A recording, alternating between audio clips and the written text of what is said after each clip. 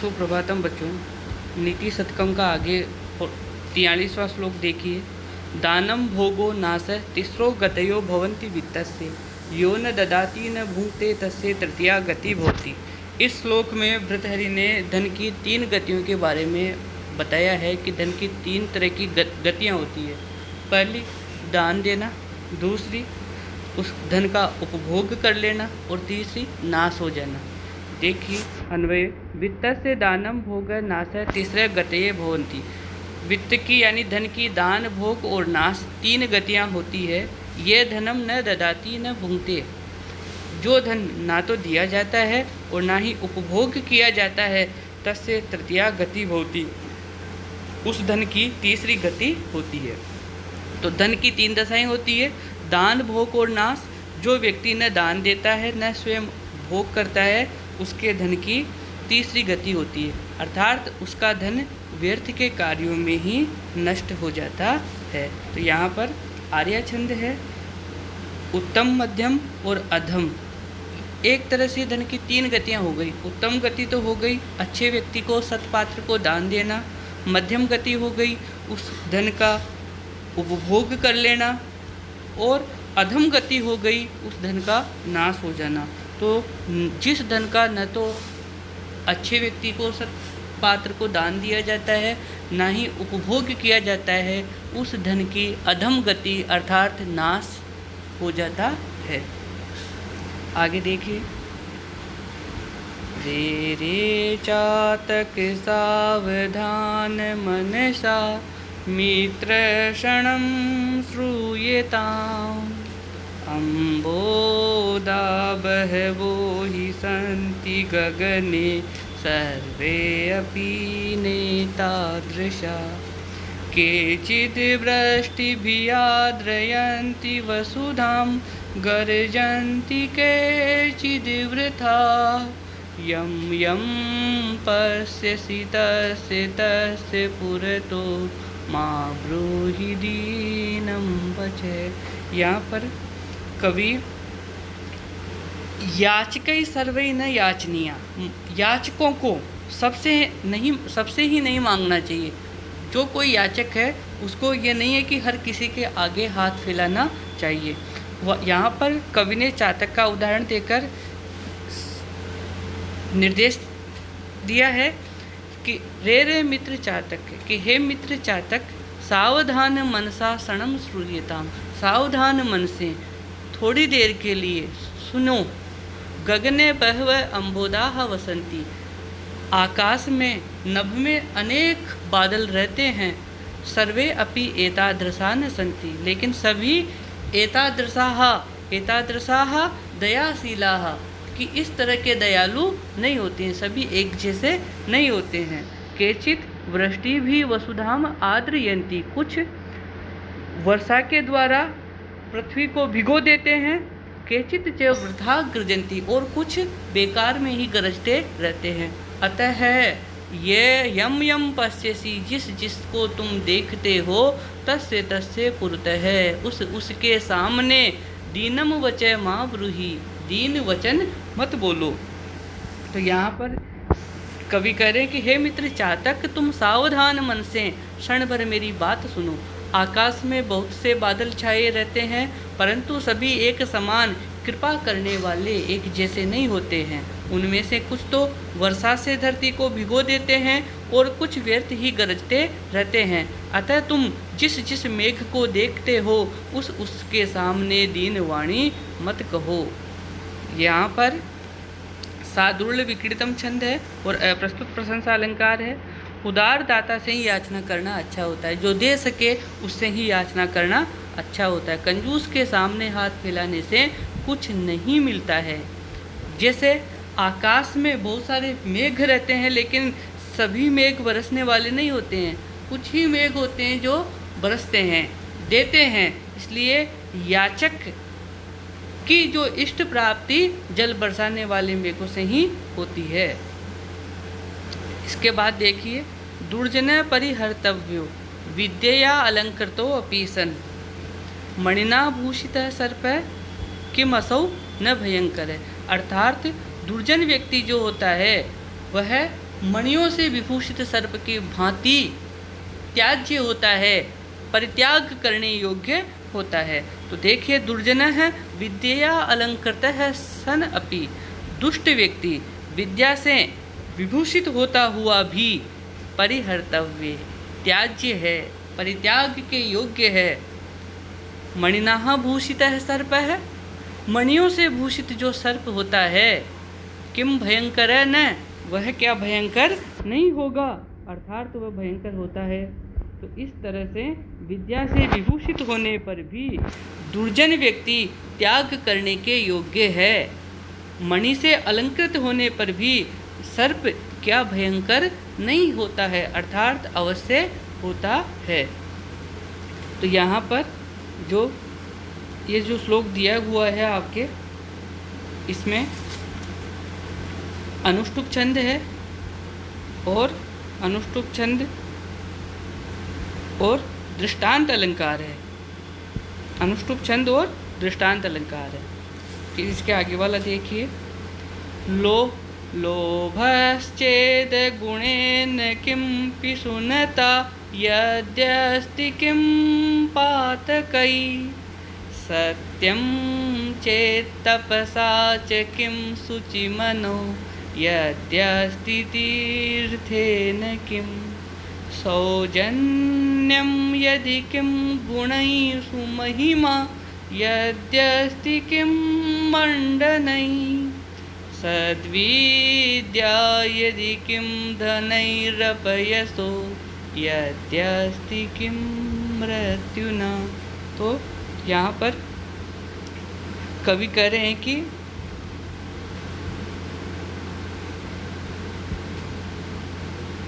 सद्गुण, जो सद्गुण जीवन को,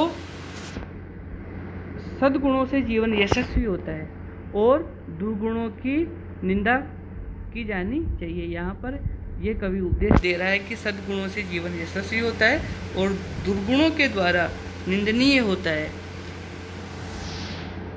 देखिए, लोभ चेत त्रहि अगुणेन किम, यदि लोभ है, यदि व्यक्ति में लोभ है तो अगुणेन किम, तो दुर्गुण से क्या।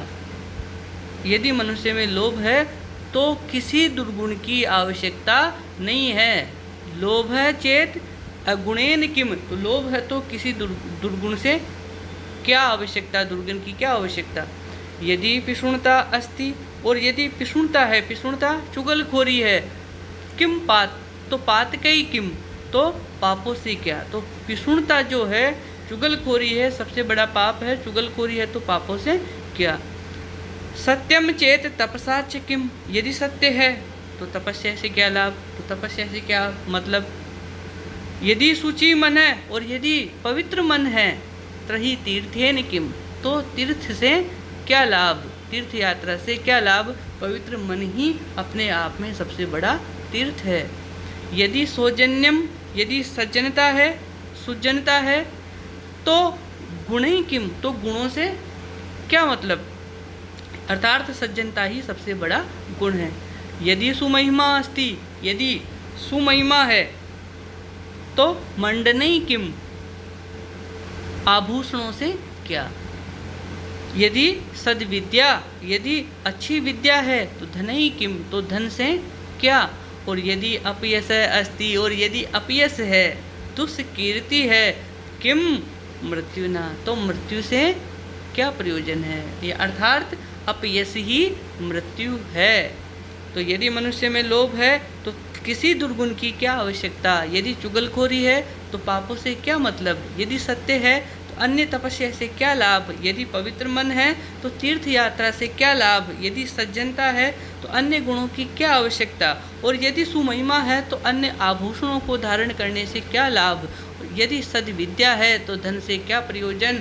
और यदि अपयश है तो मरने की क्या आवश्यकता। अर्थात अपयश ही मृत्यु है।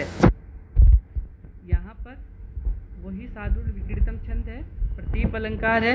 कवि का आशय है कि मनुष्य को सत्य, तप, पवित्र मन, सज्जनता, महिमा, सद्विद्या आदि सद्गुणों को अर्जित करना चाहिए। इन गुणों से उसका जीवन प्रशस्त बनता है उसे लोभ, पिशुणता, अपयश आदि से मुक्त रहना चाहिए। दुर्गुणों के कारण मनुष्य का जीवन निंदनीय बन जाता है, अतः ग्राह्य और अग्राह्य का विवेक रखना चाहिए। अब देखिए आगे सज्जन और दुर्जन के बीच में भेद दिखाया गया है। आरंभ गुर्वी शयनी क्रमेण लघ्वी पुरा वृद्धि मति च पश्चात दिनस्य पूर्वार्ध परार्ध भिन्ना छाएव मैत्री खल सज्जना नाम। इस पद्य में सज्जन और दुर्जन के बीच में अंतर जो होता है वो दिखाया गया है। सज्जन और दुर्जन के बीच में कैसे अंतर होता है, देखिए। पूर्वार्ध परार्ध भिन्ना दिनस्य छाया एव। पूर्वार्ध परार्ध, पूर्वार्ध यानी दोपहर से पहले का समय, परार्ध यानी दोपहर के पश्चात का समय, यानी पूर्वाहन और अपराहन में भिन्न रूप वाली, अलग अलग दिखने वाली, दिनस्य छाया एव, दिन की छाया की तरह, खल सज्जना नाम मैत्री। खल यानी दुर्जन और सज्जनों की मैत्री, मित्रता कैसी होती है, आरंभ गुर्वी, प्रारंभ में बड़ी, शयनी, आरंभ गुर्वी, प्रारंभ में बड़ी, क्रमेण शयनी, और क्रमशः क्षीण होने वाली, और पुरा लघ्वी, पहले छोटी, पश्चात च, और बाद में वृद्धिमती, बढ़ने वाली होती है। यानी कि दुर्जनों की मित्रता जो होती है वो दिन के पूर्वार्ध में रहने वाली छाया की तरह होती है। दिन के 12 बजे से पहले जो की छाया की तरह होती है, यानी कि प्रारंभ में तो होती है अधिक, और फिर वह मित्रता धीरे धीरे कम होती रहती है। जबकि इसके उलट सज्जनों की जो मित्रता होती है वो दिन के परार्ध, परार्ध उत्तरार्ध, यानी कि 12 बजे के बाद की छाया की तरह पहले कम और फिर धीरे धीरे बढ़ने वाली होती है। तो यहाँ पर उपजाति छंद है और उपमा अलंकार है। आगे देखिए, मृगमीन सज्जना नाम तृण जल संतोष विहित वृत्ति नाम लुब्धक धीवर पिशुना निष्कारण वेरिणो जगति। अर्थात दुर्जन जो व्यक्ति होते हैं, दुष्ट जो व्यक्ति होते हैं, वो बिना कारण ही हर किसी से शत्रुता करते रहते हैं। कहा भी गया है कि जगति लुब्धक धीवर पिशुना, जगती संसार में लुब्धक व्याध शिकारी, मल्लाह धीवर मल्लाह है, और पिशुना यानी दुष्ट व्यक्ति, दुर्जन व्यक्ति। तो व्याध मल्लाह है और दुर्जन जो होते हैं तृण जल संतोष विहित वृत्ति नाम, घास पानी और संतोष वृत्ति से जीवन निर्वाह करने वाले कौन कौन, मृग मीन सज्जना नाम, हरिण मछली और सज्जनों के निष्कारण वेरिणः भवति, बिना कारण अकारण ही शत्रु होते हैं। तो संसार में व्याध, धीवर व्याध अर्थात शिकारी, धीवर मछुआरा और दुष्ट व्यक्ति घास पानी और संतोष वृत्ति से अपना यापन करने वाले क्रमशः हिरण मछली और सज्जनों के अकारण ही शत्रु होते हैं। ये हो गया बहुत ही अच्छा श्लोक है। आर्या छंद में अलंकार है इसमें यथा संख्या, यानी कि जो मृग तृण आदि से, मृग घास खाते हैं, मछली जल से, और सज्जन जो होते हैं वो संतोष से अपनी जीविका चलाते हैं। अर्थात वे दूसरों को कष्ट देकर या दूसरों का अहित कर जीवन नहीं चलाते हैं। फिर भी जो व्याध होता है, जो शिकारी होता है, वो हरिण का वध करता है, जो मछुआरा होता है वो मछलियों को पकड़ लेता है, और जो दुष्ट व्यक्ति होता है, चुगलखोर होता है, वह सज्जनों से बिना कारण ही अकारण ही वेद रखते हैं। इससे उनका अकारण दुर्जनता अपनाने का स्वभाव सिद्ध होता है। अतः ऐसे अकारण शत्रु से दूर ही रहना चाहिए, जो बिना कारण ही शत्रुता मोल ले, ऐसे लोगों से दूर रहना चाहिए। आगे देखिए,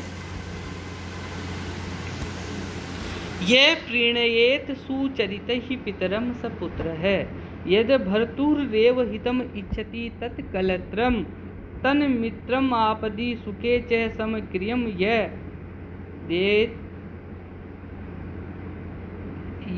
एत्रयम जगति पुण्य कृतो लभन्ते। तो एतत् त्रयम जगति पुण्य कृतो लभन्ते।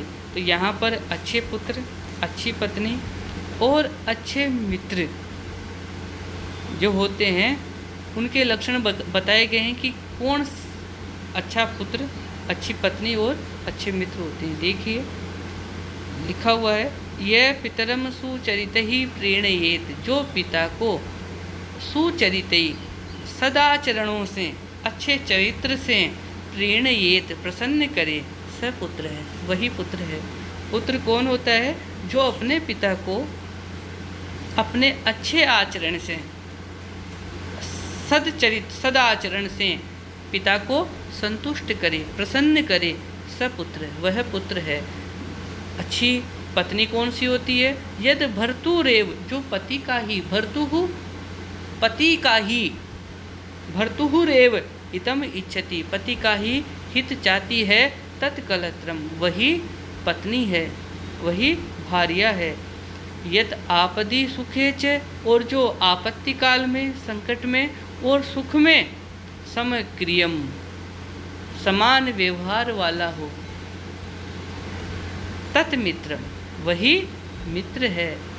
एतत् त्रयम, ये तीनों जगति संसार में पुण्य कृत है, पुण्यवान व्यक्ति ही लभन्ते, प्राप्त करते हैं। तो जो अपने अच्छे आचरण से पिता को संतुष्ट कर देता है वही सत्पुत्र है। जो सदा पति का ही हित चाहती है वही पत्नी है। और जो विपत्ति और सुख में समान व्यवहार करता है वही अच्छा मित्र है। इस संसार में पुण्यशाली लोग ही इन तीनों को प्राप्त करते हैं। तो यहाँ पर वसंत तिलका छंद है और समुच्चय अलंकार है। अब देखिए और श्लोक संख्या 71। भवन्ति नम्रास्तरव फलोद्गमयि नवाम्बुभिदूरविलम्बिनो घना अनुद्धता सत्पुरुषा समृद्धिभिः स्वभाव वेश परोपकारिणाम। यहाँ पर परोपकारी व्यक्ति का स्वभाव कैसा होता है उसका कवि वर्णन कर रहे हैं। तो परोपकारी व्यक्ति का स्वभाव कैसा होता है देखिए। तरवय फलोद्गमयि नम्राः भवन्ति, जो पेड़ होते हैं, वृक्ष होते हैं, फल उत्पन्न होने पर, फलों के आने से नम्र हो जाते हैं, यानी कि झुक जाते हैं, विनम्र हो जाते हैं। तो वृक्ष फलों के आने पर झुक जाते हैं। घनाः बादल, नवाम्बुभि नवीन जल से भरे होने पर, दूर विलंबिन है, दूर विलंबिन दूर तक लटक जाते हैं। तो बादल जो होते हैं नवीन जल से भर जाने पर, नवीन जल से भरे होने पर दूर तक लटक जाते हैं, नीचे झुक जाते हैं। सत्पुरुषा समृद्धि भी अनुद्धता भवन्ति, और सज्जन व्यक्ति समृद्धि के द्वारा, धन वैभव ऐश्वर्य के द्वारा अनुद्धत हो जाते हैं, यानी विनीत हो जाते हैं। उसी प्रकार ऐसा है, यह परोपकारी व्यक्तियों का स्वभाव ही होता है। यह परोपकारी करने वाले पुरुष का ऐसा ही स्वभाव होता है। देखिए वृक्ष समूह फलों के आने पर झुक जाते हैं, मेघ समूह नवीन जल से भरे होने पर दूर तक लटक जाते हैं, सज्जन व्यक्ति समृद्धि प्राप्त करने पर विनीत हो जाते हैं, और परोपकार करने वाले पुरुष का यही स्वभाव होता है। यानी कि परोपकारियों का वस्तुतः ऐसा ही स्वभाव होता है। तो यहाँ पर जो है वंशस्थ छंद है और अर्थांतर न्यास अलंकार है। परोपकारी लोगों का ये स्वभाव सिद्ध गुण होता है कि वे संपत्तिशाली बनने पर विनम्र व्यवहार करते हैं। सामान्य लोग धनवान होते ही घमंड करने लगते हैं और प्राय उद्धत हो जाते हैं, परंतु परोपकारी लोग उसी प्रकार विनम्र बने रहते हैं जैसे कि फल लगने से वृक्ष झुक जाते हैं। नए जल से भरे हुए आकाश में संचरण करते बादल धरती की ओर अधिक झुक जाते हैं। तो इसी तरह से अब ये आगे का जो श्लोक है हम पढ़ेंगे इससे आगे की क्लास में। धन्यवाद।